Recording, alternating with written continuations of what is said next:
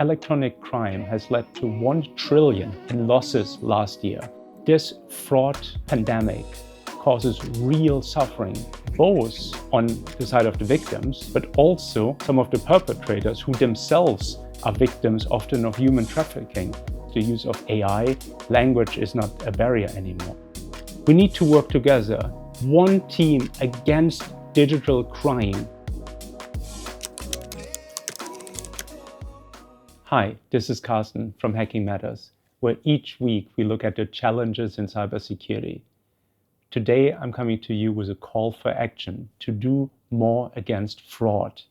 Our community, cybersecurity, has all the capabilities to make a big dent in the global fraud pandemic.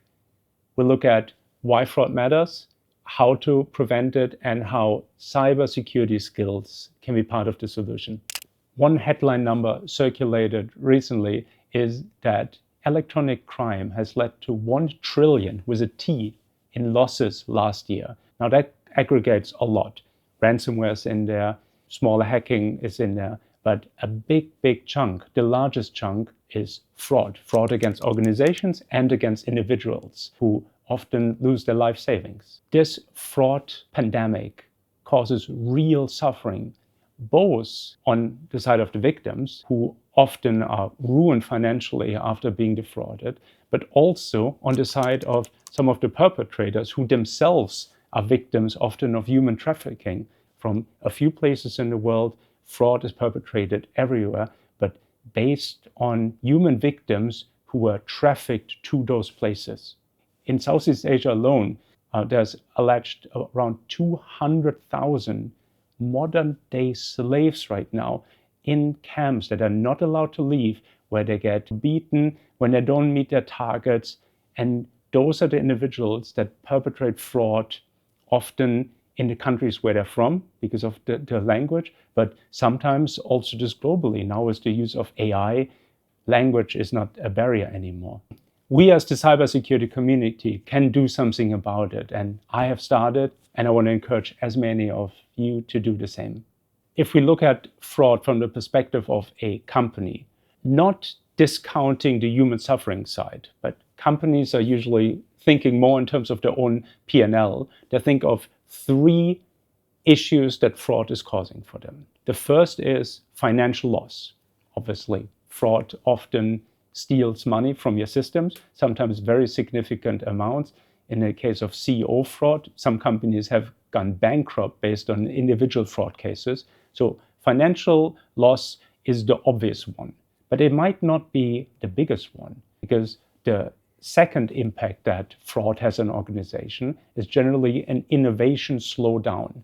As fraud becomes more commonplace in, for instance, a mobile payment system, an increasing share of attention is spent on fighting fraud and discussing how to do it, and that attention is diverted away from innovation. So future innovation becomes less likely to happen if fraud is present in your current technology generation. The third, and this might be the largest, at least economic impact in the long term, is users are less likely to pick up new innovation if they know that fraud can happen. So if you know someone who got defrauded because they used some electronic payment system, are you going to use it? Are you embracing it the same way as otherwise? Probably you become a little bit more technology conservative.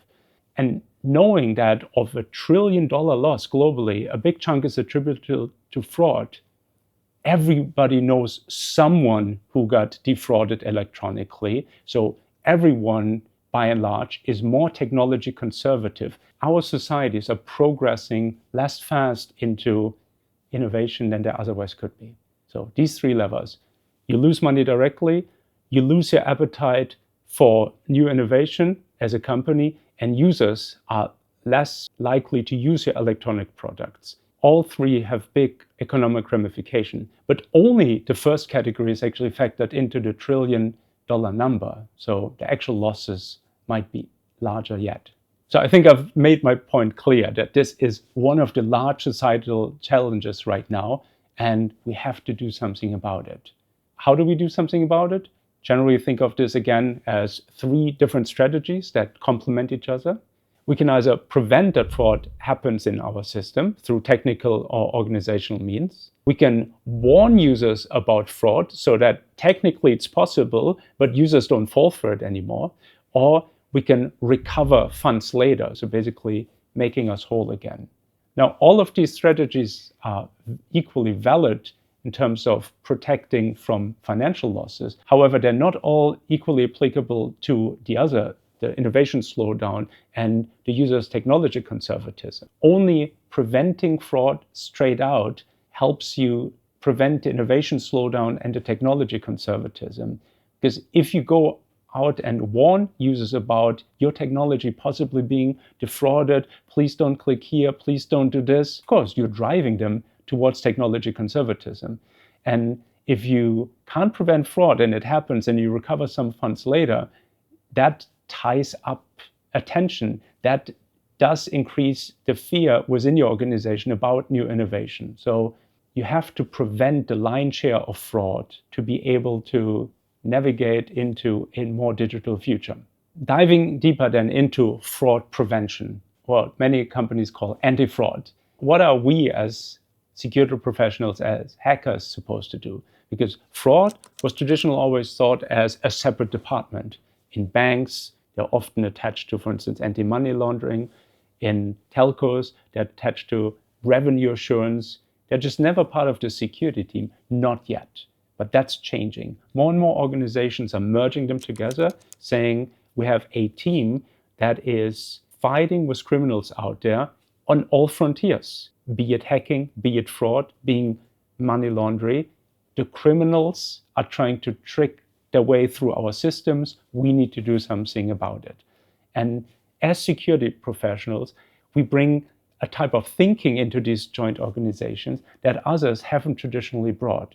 And I want to illustrate this with two examples. One is what in security we'll call pen testing. The other one is what we call threat monitoring. Relating pen testing to fraud is easy, of course, right? The whole idea between pen testing is try to find vulnerabilities in your system before criminals do.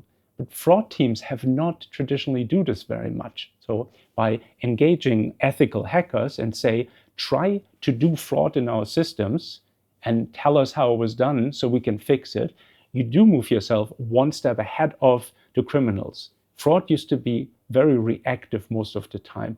Either it's prevented in a system design, so ruled out completely, or you start doing something about it when it reaches a certain critical threshold. So basically encouraging criminals to keep innovating with new fraud ideas, because every single one of them will pay out for a few days or weeks until the organization finally reacts.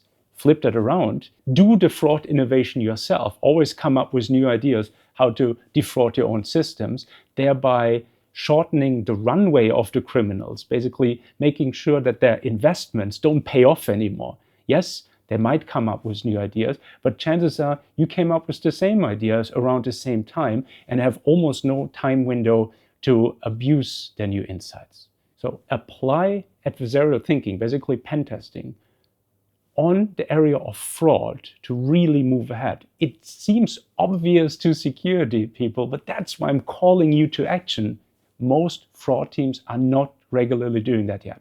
Secondly, threat monitoring. Similar story. We as security people, we're very used to observing the behavior on our system, and if anything is out of the ordinary, we investigate and often take action within minutes or at most hours, because we know that ransomware gang doesn't need all that long to encrypt all of our files, so we don't have much time. Contrast that with fraud monitoring, which is very rules-based. You define rules and you notice violations of those rules, and you might investigate them, but most of these rules are blocking rules anyway. So you're trying to build a system that cannot be defrauded. Once somebody tells you about having lost money, you think of a new rule you can put in place. A few days or weeks later, you put it in monitoring mode first to make sure that your business operations are not disrupted. Eventually, you switch it on, again, giving criminals that additional runway. Threat monitoring needs to become more agile. And again, I'm calling on you, SOC analysts, threat hunters. it's your skills that we need in curbing the global fraud pandemic. And it's nothing new to us. We need to work together, hopefully as one team against digital crime, rather than splitting our competences across different responsibilities. So if you think that this is a cause worth fighting for, join me in this. And I think as a security community, we can make a big difference. I'll keep updating on the channel, of course, on our experience with anti-fraud.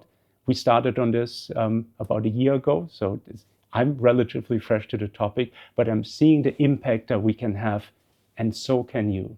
So thank you for joining me on this journey. Like and subscribe to see more.